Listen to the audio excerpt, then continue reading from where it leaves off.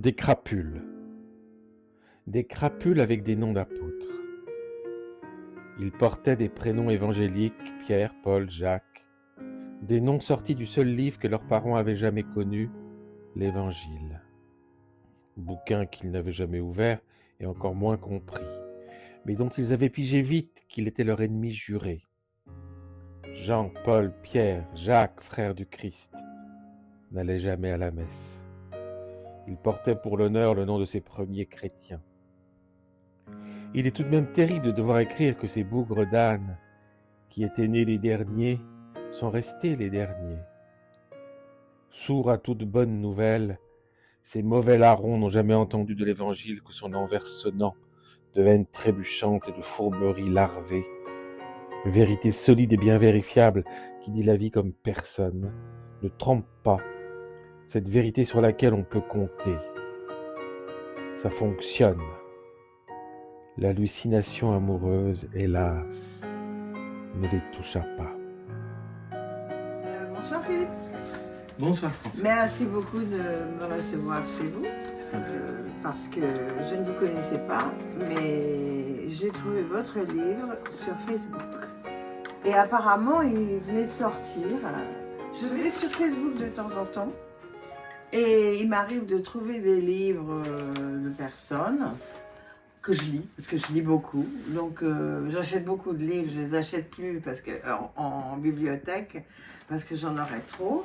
Et il y en a que je lis, d'autres que je ne lis pas. Mais le vôtre m'a interpellée, premièrement par sa couverture, figurez-vous.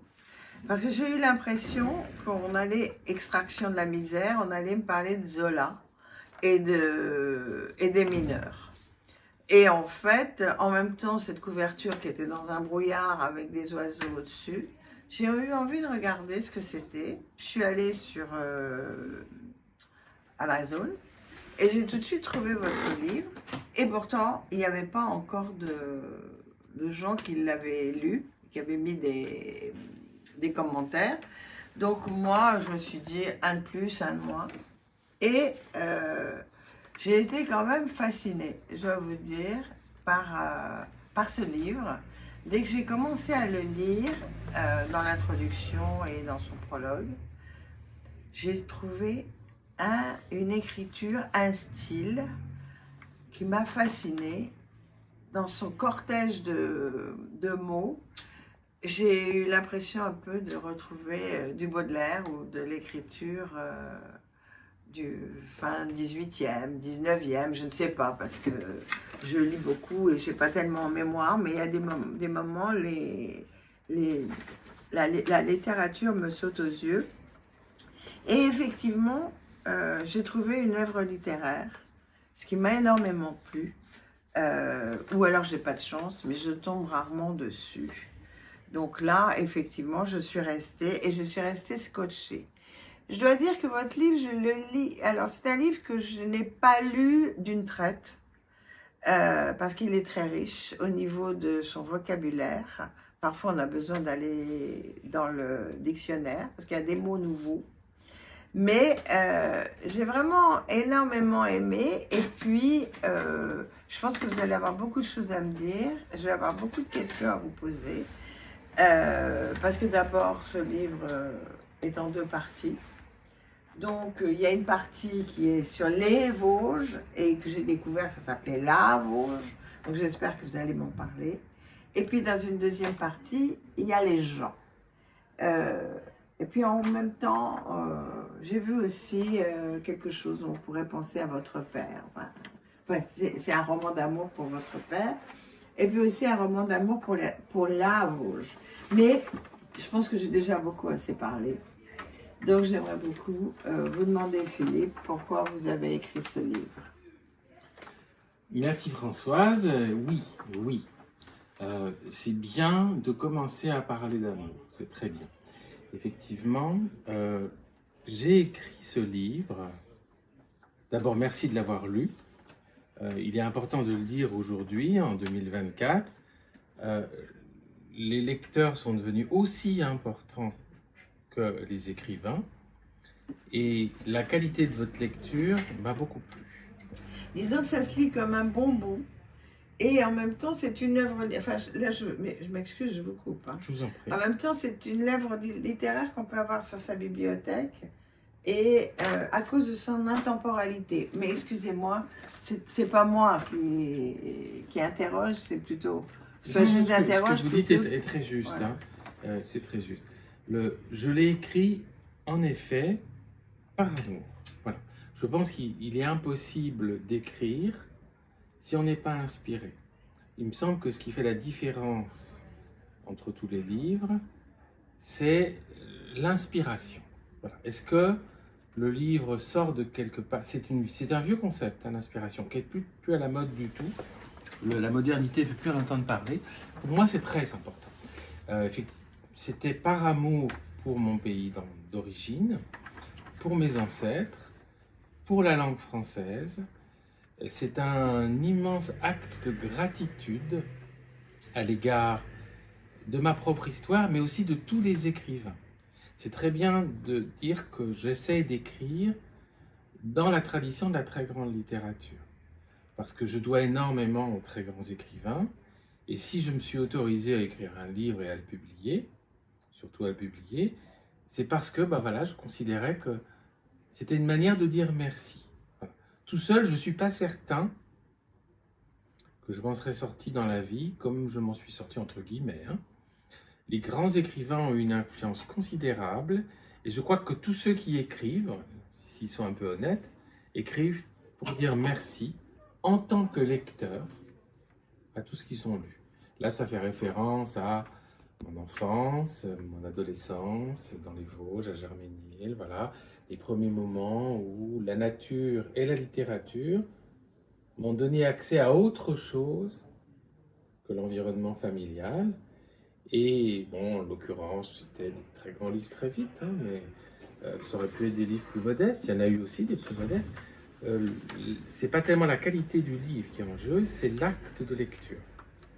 Alors, ce que je pourrais... Je vous coupe...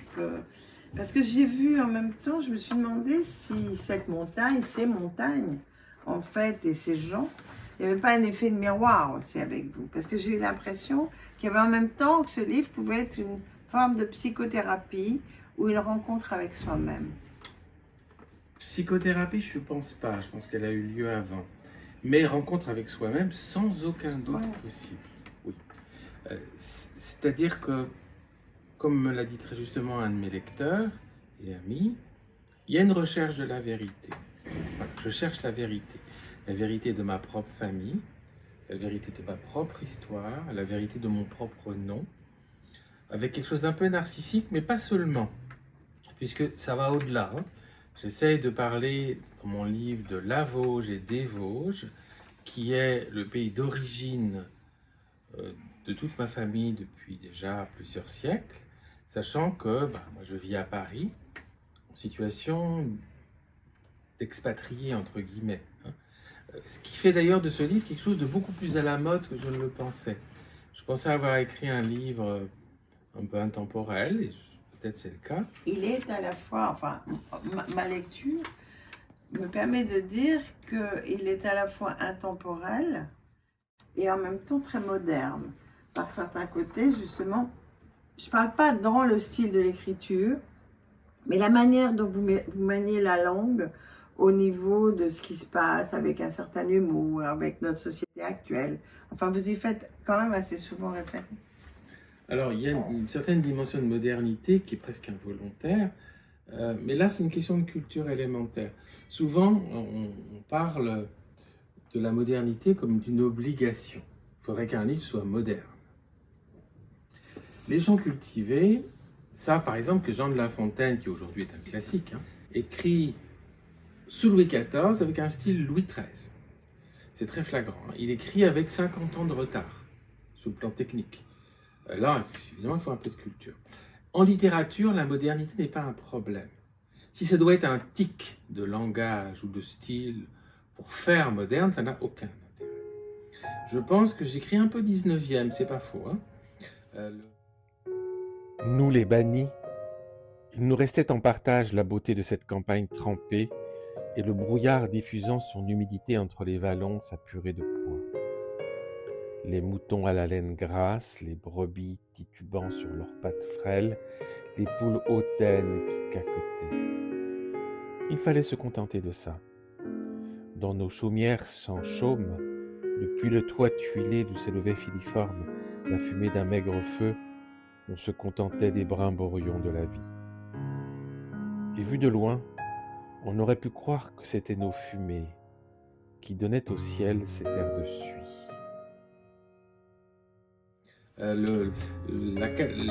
La sensibilité, c'est pas faux. C'est un peu ce Oui. que j'ai retenu quand on lisait du Verlaine, du Rimbaud, enfin, vous voyez, des auteurs de cette... Je ne ai pas reconnu dans Marcel Proust, par exemple. Ceci dit, je ne suis pas un amateur de Marcel Proust. C'est très vrai, Françoise. Mais parce que bon, mais je me souviens, j'ai lu aussi des livres comme Chateaubriand, pas comme ça. Il y a quelque chose aussi à voir de ce côté-là. Non, pas parce que vous n'avez pas le même style. C'est pas ça du tout que je veux dire. C'est pas du tout ça. Oui, et puis pas la même personne. Puis c'est pas la même personne. C'est un grand voyageur. Enfin, c'est tout à fait autre chose. Mais si vous voulez, je vous classe, enfin, moi je vous classe dans ces grands auteurs. Mais pourquoi pas un auteur d'aujourd'hui aussi, vous voyez? Je crois. Parce qu'il ne faut pas non plus faire des cases comme ça, c'est pas bon. C'est-à-dire qu'aujourd'hui, c'est-à-dire que je dirais, en fait, vous êtes un écrivain transitionnel. Ça va. C'est ce que je découvre tout d'un coup en vous parlant et en ayant lu ce livre. Il y a un côté transitionnel. Alors, votre intuition est très juste. J'ai écrit ce livre ici. Enfin, j'ai écrit à Paris et en Italie. Pas du tout dans les Vosges. Hein. Je suis retourné dans les Vosges que très récemment. Dans une situation de transe. C'est là que ce transitionnel m'intéresse. J'étais ici, je l'explique un peu dans le livre. Et c'était la rue Victor Massé, qui est très belle, que j'aime beaucoup. Le quartier 9e arrondissement, qui est très riche de beaucoup de choses très belles. Et je fais des siestes, j'adore les siestes. Il y a deux choses que j'aime dans la vie, c'est dormir tard le matin et faire des siestes. Et à la suite d'une sieste, c'était à l'époque du Covid, bon, il n'y a quand même pas grand monde, j'ai eu des hallucinations. C'est-à-dire que je regardais la rue et je voyais advenir le canal de l'Est dans les Vosges. Et je n'étais plus Philippe Parisot, qui s'intéresse à la culture et à la littérature à Paris. J'étais un de mes ancêtres qui pêchait à la ligne. C'est très, très impressionnant. Alors au début, je me suis dit, tu es en train de devenir fou, mon garçon. Tu vas appeler ta femme. Et on va parler de choses un peu sérieuses.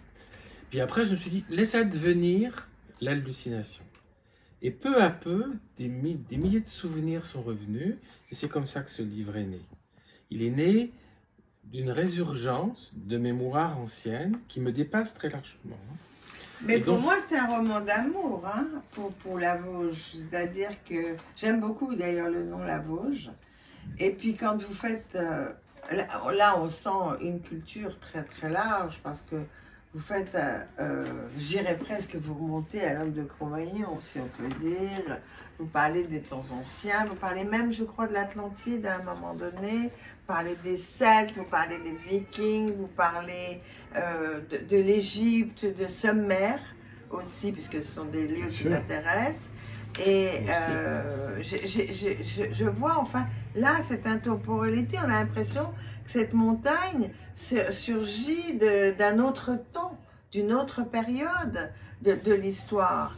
Vous voyez, j'y vois plus quelque chose, une résurgence même d'une Atlantide. Enfin, c'est moi qui invente, mais c'est un peu ce que je ressens. Et en fait, un livre, c'est comme une peinture ou une sculpture, c'est-à-dire c'est le lecteur qui se l'approprie. Très juste, très très juste.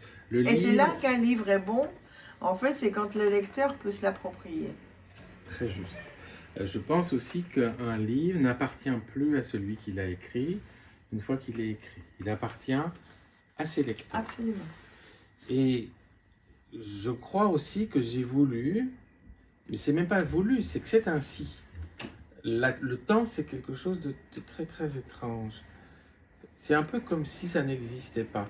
Le très bel écrivain Borges, Jorge Luis Borges, qui est un Argentin, a écrit une histoire de la réfutation du temps, qui est assez amusante et très spirituelle. Le temps, c'est pas ce qu'on croit.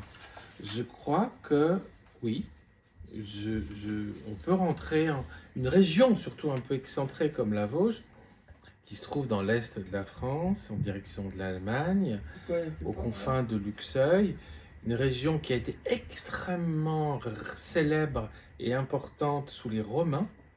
J'ai montré, j'ai beaucoup lu pour écrire mon livre. Je mets 5 ans à écrire un livre en moyenne.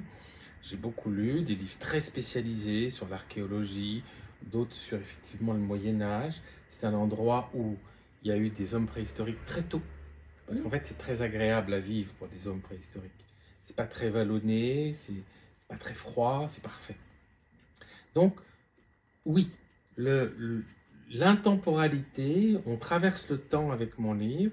Je parle pas d'une époque particulière, la nôtre. Je parle d'une région en tant qu'elle a été habitée depuis très très très longtemps. Voilà. Et j'ai fait des découvertes incroyables. Par exemple, on a retrouvé des poteries grecques dans les Vosges, ce qui prouve de manière tout à fait indubitable qu'il y avait une mondialisation de l'époque, dès le IVe siècle, le IIIe, le IIe. Vous en parlez d'ailleurs très bien. Je crois que c'est dans la première partie.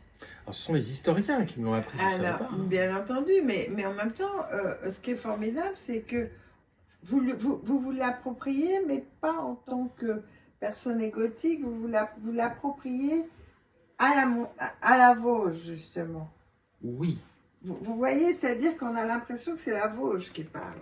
Oui. Vous voyez, donc c'est là où je trouve que ce livre m'a interpellée, justement par ce langage, disons, j'ai envie de dire, de la montagne.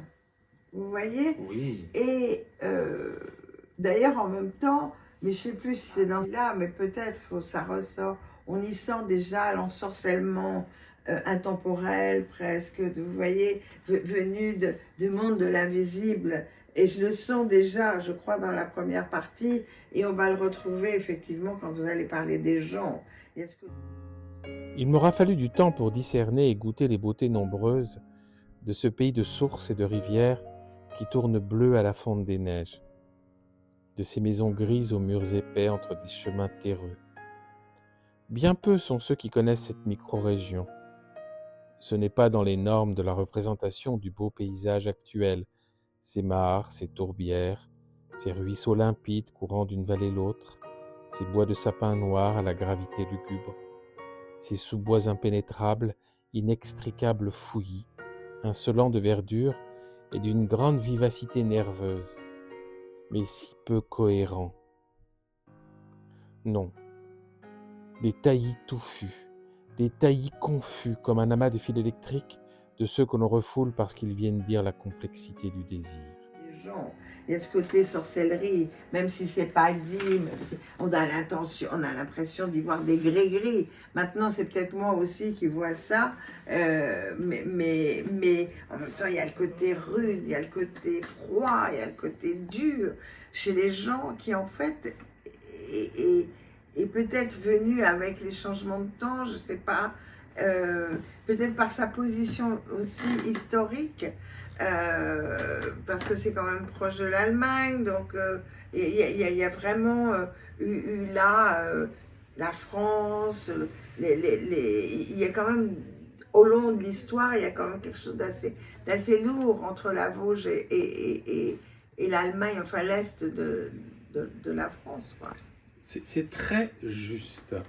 En effet, ce territoire qu'on appelle la Vosges, qui n'est pas les Vosges, c'est très proche sur le plan géographique, c'est à une quinzaine de kilomètres, mais les Vosges, c'est les Hauts-de-Vosges, c'est un territoire assez facile à aimer, parce qu'il est très vite séduisant, alors que la Vosges s'appelle le pays des sources bleues, qui était extrêmement aimé sous les Romains.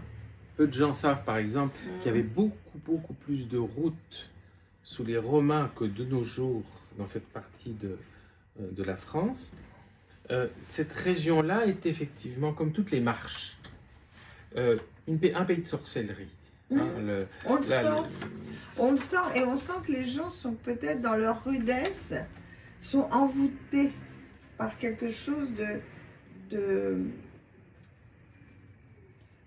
c'est-à-dire si on veut la lumière, il faut aller la chercher. Mais peut-être aussi que c'est dû au climat.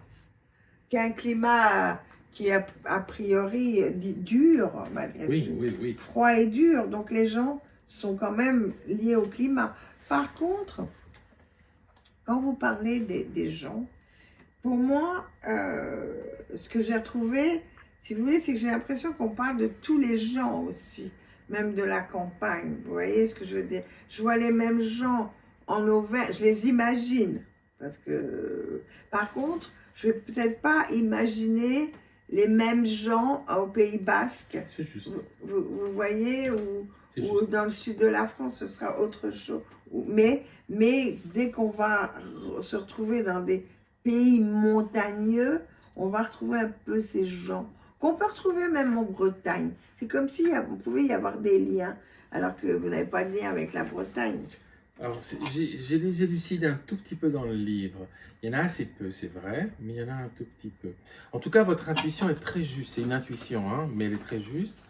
Les historiens, les géographes l'ont prouvé. Hein. L'Est de la France est très lié à l'Auvergne, est très lié à la Haute-Saône. Ça fait un ensemble. Et sur le plan de la campagne, l'histoire de la campagne de Gaston Goupnel, qui est un très très beau livre que je recommande en passant, qui montre bien que voilà, ça fait un ensemble. D'ailleurs, on va jusqu'à l'Allemagne. Hein. J'ai travaillé beaucoup d'intuition moi aussi, mais dans l'ensemble, elles sont justes. Voilà, il y a un lieu de mémoire, pour prendre une expression à la mode, extrêmement intéressant et très peu connu. Moi, je ne connais pas du tout la vôtre, je ne connaissais pas du tout cette région de France. Et très honnêtement, si je n'étais pas tombée sur votre livre par hasard, et que j'ai lu et apprécié beaucoup, je ne m'y serais pas forcément intéressée. J'étais beaucoup plus attirée, si vous voulez, par l'Alsace, qui est quand même tout proche, et qui est beaucoup moins rude. Qui est moins rude, plus facile d'accès. Voilà. On a l'impression que là, on va y trouver, si vous voulez, des contes. Enfin, d'ailleurs, quand on commence votre livre, on a un peu cette impression qu'on va trouver des légendes, des histoires un peu à faire peur aux petits-enfants. Vous voyez, mais c'est fort vrai. J'y verrais bien le côté, le petit chaperon rouge qui est là. Non, mais il y a eu un Barbe Bleue à Arches, assez célèbre. Il y a eu des gens un peu difficiles. Votre intuition est très juste. Comme tous les pays de marche, hein, j'ai été effaré de voir que en Italie, dans un endroit qu'on appelle les Marques, c'est une région très peu connue d'Italie, hein, la sorcellerie était très présente. C'est normal. Mais attention, sorcellerie dans mon langage, c'est pas négatif. Hein. Ça veut dire extrêmement fécond sur le plan mystique et sur le plan spirituel. Tout ça, c'est des prêtres hein, qui me l'ont dit, hein, des prêtres catholiques à Épinal, qui m'ont dit, voilà, écoutez, pourtant, hein, Luxeuil a été un foyer d'évangélisation très tôt en Austrasie, il y a 15 siècles, 14, 13, mais on a eu beaucoup de mal à évangéliser les Vosges, parce qu'il y a une résistance mystique au lieu, du lieu. Enfin, c'est drôle ce que vous me dites. Je fais un rapprochement en remettant dans votre livre. On ne sent pas véritablement l'impact catholique. Oui, c'est vrai. Je me trompe peut-être. Non. Ou alors, pourtant, je suis catholique de culture, mais c'est vrai. On aurait plutôt l'impression de quelque chose qui peut être un mélange, en fait, du celte. Non, mais c'est pour ça aussi. De la culture celtique, parce que aussi il y a ça aussi. Et à mon avis, il y a tout un, enfin, je pense qu'il y a tout un mélange, de par sa géographie justement. Tout à fait. Il y a quelque chose de... Alors c'est pas un hasard du tout si à l'époque de 1914 et 1939, les Vosges, la Lorraine, ont été placées sous le phare de l'actualité et qu'elles ont été le terreau, je pèse mes mots, d'un certain discours nationaliste qui existe encore aujourd'hui. C'était Maurice Barrès notamment, qui était lorrain. Voilà. Pourquoi? Parce que la terre, il y a quelque chose d'un peu particulier et de très intéressant à sentir. Je ne dis pas à comprendre. Vous voyez, par exemple, le maréchal Pétain a écrit deux discours en 1940, à 8 jours d'intervalle, dont le deuxième a été écrit, le fameux discours « La terre ne ment pas », par Emmanuel Berle, un juif. C'est étonnant d'ailleurs, c'est assez farce. Je ne suis pas sûr qu'Emmanuel, qui par ailleurs était un homme très intelligent et tout à fait remarquable, ait fait ce qu'il a fait de mieux ce jour-là. La terre ne ment pas. Est-ce que ça veut dire quelque chose? Moi, ça m'a toujours interpellé. Alors, moi, je suis tout à fait d'accord. Enfin, là, c'est quelque chose que je ressens avec ce que vous dites. C'était vrai quand les gens n'étaient pas nomades. Vous voyez ce que je veux dire? Oui. Ils s'enracinaient dans la terre. Là, aujourd'hui, vous questionnez, là. Je questionne. Je ne sais pas, avec cette espèce de mondialisation, si on peut dire la même chose. Je ne sais pas. Il est trop tôt pour voir comment les gens vont s'enraciner. Peut-être qu'ils vont s'enraciner réellement dans des lieux, dans des terres. C'est possible. Mais c'était vrai avant. Pour moi, c'était vrai. Un Beauceron, c'était un Beauceron. Oui. Un Breton, c'était un Breton. Même s'il y avait effectivement des mutations culturelles, il y en avait, mais il y avait les nomades, et puis il y avait ceux qui restaient. Alors, c'est une très bonne question. Est-ce que c'est encore possible? Il y a un retour à la terre aujourd'hui, comme on dit, comme si c'était possible, d'ailleurs, comme si on n'avait jamais pu quitter la nature et la terre. Alors, peut-être que ça reviendra parce que justement la terre va appeler, mais c'est elle qui décide. En fait, c'est la terre qui décide. Oui. Alors là, ça m'intéresse beaucoup. On est au cœur de mon livre, qui d'ailleurs s'inscrit dans une mode involontaire. On appelle le retour à la ruralité. Il y a pas mal de livres sur le sujet. Je trouve ça intéressant, moi aussi. Simplement. Mais la ruralité n'aime pas recevoir les... C'est drôle ce que vous dites parce que je ne sais pas où j'ai écouté ça aujourd'hui. Mais en fait, il y a un problème, parce que les gens de la campagne ne sont pas contents de voir arriver les... Pas du tout.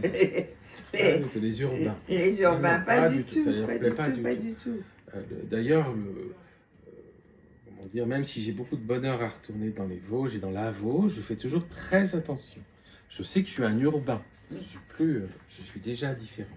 Mais je reviens sur la terre ne ment pas.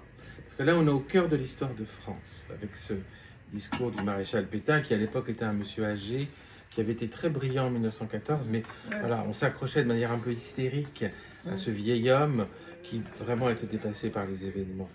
Et qui n'aurait pas été d'ailleurs à l'époque. Aujourd'hui, il ne faut pas non plus s'accrocher de manière hystérique à l'histoire. C'est-à-dire que... Enfin, je sors de votre livre.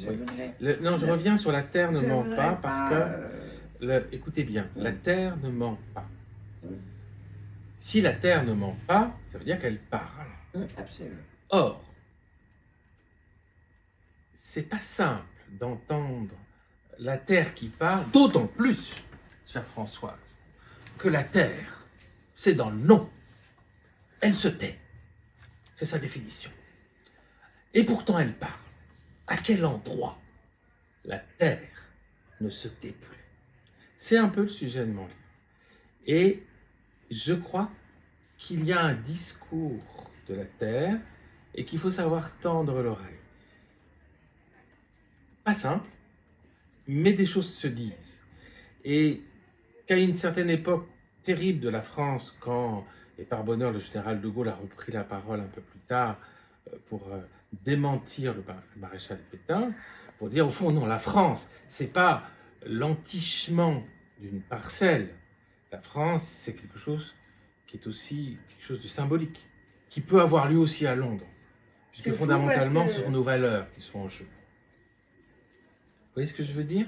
Ben là, je ne suis pas en parler de votre livre, mais c'est exactement le cœur du sujet maintenant de la partie de mon livre que je D'accord, suis en train d'écrire. très bien. Mais revenons à vous.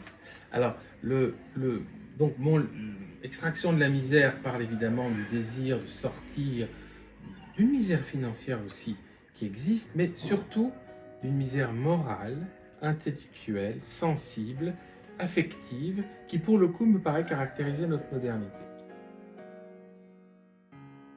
Un peu plus loin encore, vers le nord, ça s'éclaire. Il y a la fameuse trouée de Charmes qui perce la Pénéplaine. C'est par là que je suis parti un matin, en chemin de fer puis en voiture il y a maintenant 30 ans, sans espoir de jamais revenir. Mirecourt, Contrexéville, Vittel, dont le nom est très connu pour ses bonnes eaux. Mais toutes les eaux sont bonnes par ici. Tout ça est sombre, à la fois splendide et terreux, un peu désuet et délabré. Et comme en Israël, chaque recoin porte la trace des combats et des morts. Puis c'est Domrémy, le village de Jeanne d'Arc, la Vierge aux moutons, qui est connu jusqu'à Paris pour ses aventures épiques et sa sexualité alternative. Mais là, c'est déjà la vraie Lorraine, une très jolie campagne, et nous sommes déjà ailleurs. C'est un pays viril de vergers, un grenier à blé et à légumes. On y croise des chevaux au pacage, des paysans grincheux, des arbres fruitiers, et sur un fond gris pâle d'une délicatesse de cadavre, les clochettes d'or des Mirabelles, qui sont des petites lampes allumées dans l'air vert.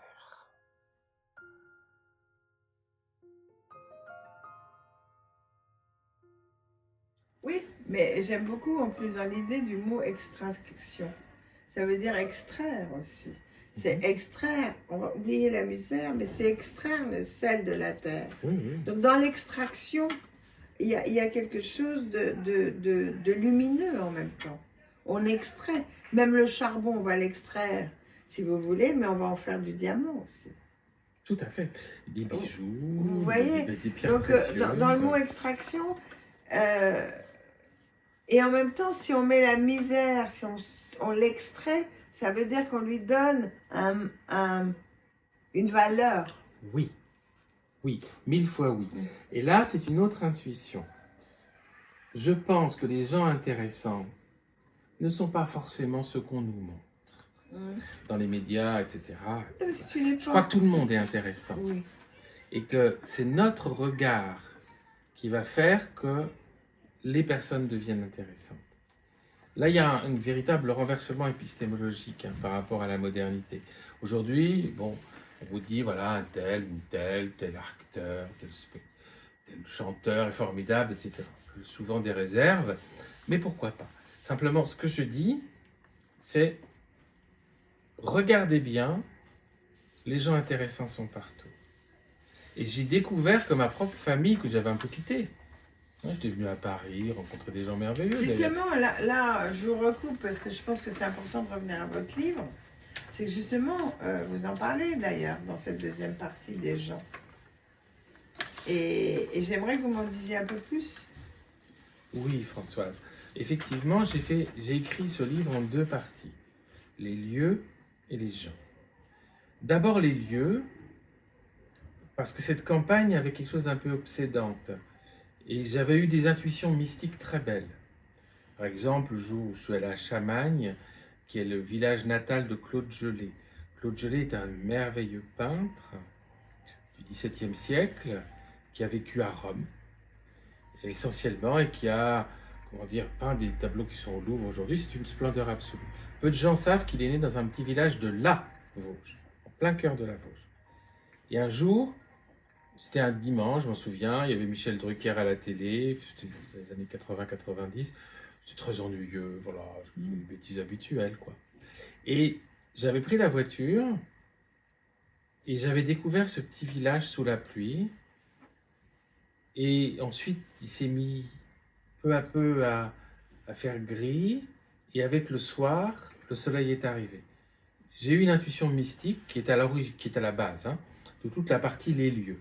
À savoir, c'est sublime. Il faut juste savoir regarder.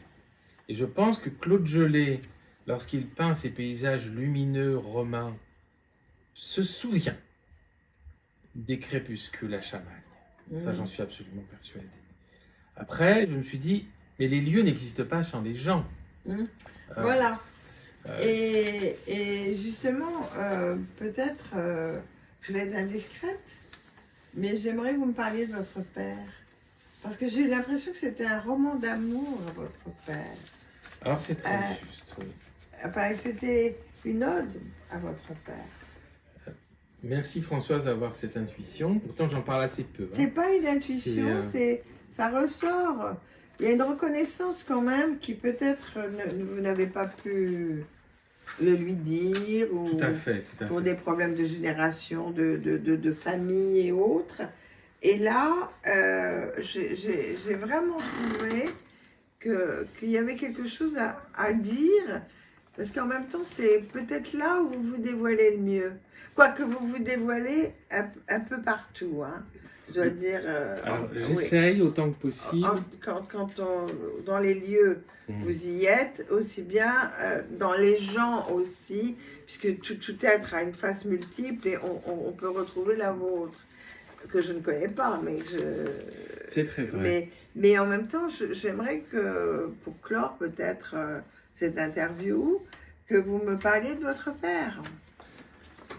Alors, deux choses. D'abord, l'intuition est très juste. J'écris plutôt au nom du père qu'au nom de la mère, même si, à vrai dire, les mères sont très importantes, décisives également.